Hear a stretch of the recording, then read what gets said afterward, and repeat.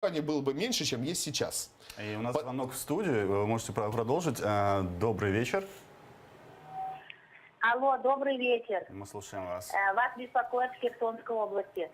Можно задать гостю Архану Джемалю вопрос? Архан вас слышит? Задавайте. Скажите, пожалуйста, Архан, почему Российская Федерация, аннексировав Крым под предлогом восстановления исторической справедливости, не восстановила национально-территориальную автономию в своем же составе, как это было с 1924 по 1944 год. Спасибо большое. По 44 и не восстановила, да? Ну, потому что другие цели преследовались, там, и другие задачи решались, а наличие крымских татар в Крыму был вот неприятным фактором, с которым вот нужно считаться и который нужно купировать. Да? Это вот некая досадность, которая так вот исторически сложилась.